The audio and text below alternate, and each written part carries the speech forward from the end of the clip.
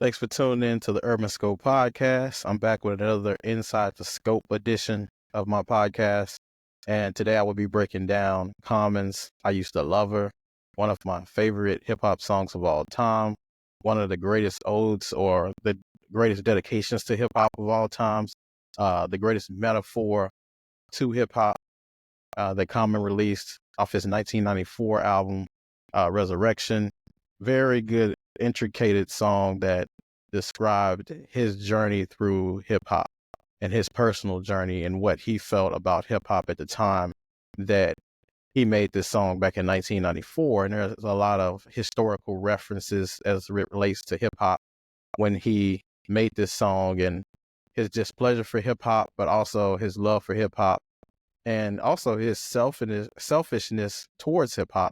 He didn't want to share hip hop with other people, and hip hop started to become a nationwide thing, and it became more global as um, as it evolved, of course, through the years, starting all the way back in the 70s and up until 90s. 20 years later, it evolved. It started going out to the West Coast.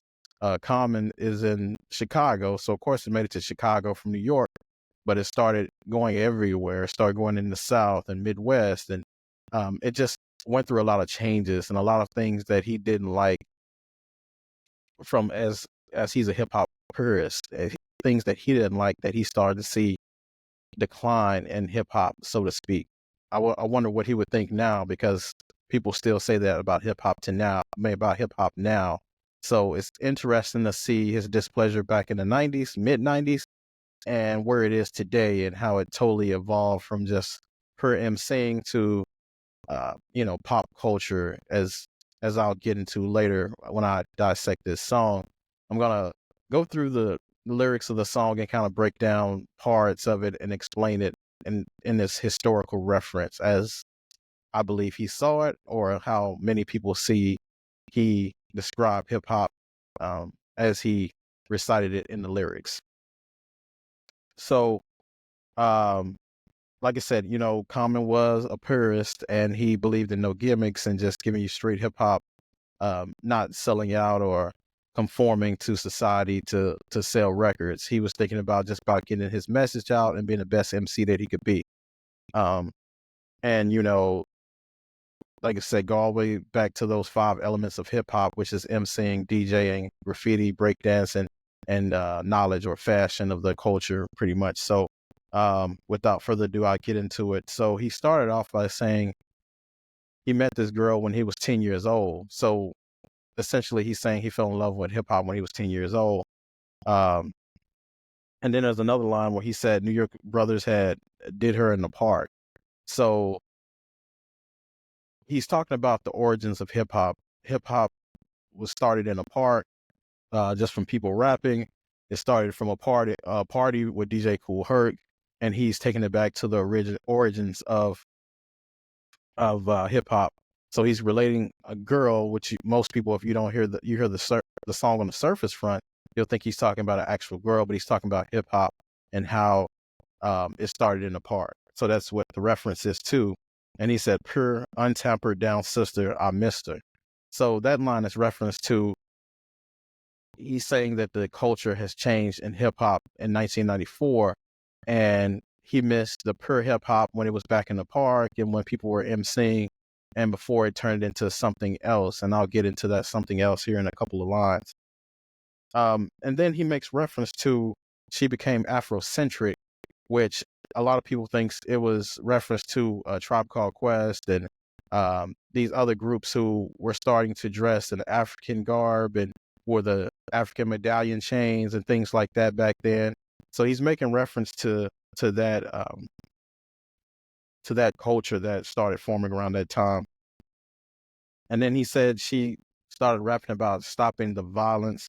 That's a reference to KRS-One and Boogie Down Productions, when they were kind of like, coming out with these messages of stop the violence, of, all this fight the power type stuff and black empowerment and that type of movement and that culture is what he was referring to.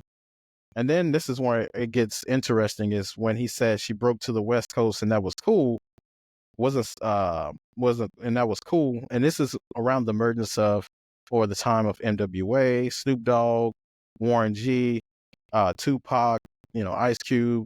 That whole West Coast culture became gangster rap, and kind of introduced gangster rap into hip hop, and kind of well, it exploded on the scene basically. Pause. Uh, Hip hop became more than one dimensional. It became multifaceted. And at the time, I don't think that Common liked this type of music and being introduced into hip hop, because when new things are introduced, everyone is not going to be excited about it. People are going to be on the fence about it, and people are going to be reluctant to change or resistant to change. And this is what Common was stating back then. Even this was back in '94 when his song was released, but in 2005 when he released the Common's B album, he made reference to losing love for hip hop, because he said everyone became drug dealers, everyone became gangsters, everyone became Scarface, everybody became a Tupac, and that's what he was discouraged against. I wanted to know. It's interesting to see what he would think now about hip hop, because now it's pretty much the same, but now it's more about the users instead of the dealers now. So, but that's the line that he was making reference to when he said she broke out to the West Coast. That was cool, because he said about around the same time as when I was getting out of school, when I was in school. Um, and then this is the line where it started the Ice Cube beef with Common. He said, "I wasn't salty when she was with the boys in the hood." Now, this was received as a diss from Ice Cube, because Ice Cube did a movie in 1991 called Boys in the Hood with John Singleton, classic John Singleton movie, cult classic in the black community. When I can understand why Ice Cube thought it was a diss, because he used Boys in the Hood, and he said, you know, in reference, it seemed like he was dissing Ice Cube. But looking back on it, in 2025, I don't see it as a diss. I just think he's kind of describing where hip hop went, and he kind of used a um, kind of a clever flip on words to say she was with the boys in the hood, which was a very clever flip. But I can understand why Ice Cube was upset about it at the time. But nevertheless, it started a beef between Ice Cube and Common, and they made a couple of songs going back and forth. But it was just basically pure. It was on rap, nothing really personal. So luckily, it didn't get bad as things got around that time. But he said once the man got to where he altered a native, told her if she got an image, if she got an image and a gimmick, she can make money, and she did it like a dummy. So he's making reference to how hip hop got commercialized around this time, was starting to get commercialized, and it became pop culture became introduced into hip hop. So one of my favorite interviews that the Joe Budden podcast covered was the Mos Def interview, when he was interviewed by this lady, and she asked him if it was Drake hip hop, and he said that Drake is pop. He never said that Drake wasn't hip hop, but he just said Drake is pop, which I kind of saw it as he was saying Drake has a lot of pop in him. I don't think he wouldn't say that Drake wasn't hip hop, but nevertheless, he made all these hits that he said was made for Target and made for all these crossover hits. But Mos is in the same mold as Common, and they're actually friends and stuff. So they have the same philosophy when it comes to hip hop. And pop was never something that they adhered to or was excited about. They always wanted to be pure MCs, and didn't really care too much about the charts or the sales for that matter. They wanted to just put out a good message and represent for hip hop, because they were purists at heart. And that's something that Common talked about in here, and he said he once the man got to it, he altered a native.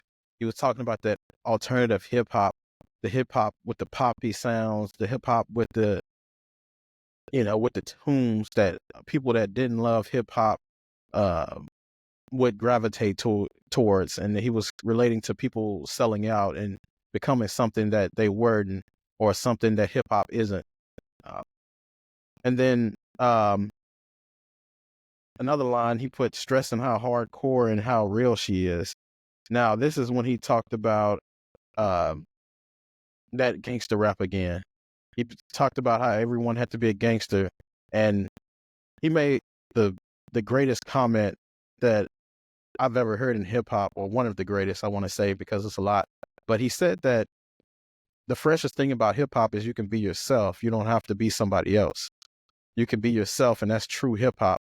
But everyone became something different. Everyone became the bully. Everyone became the man on the streets.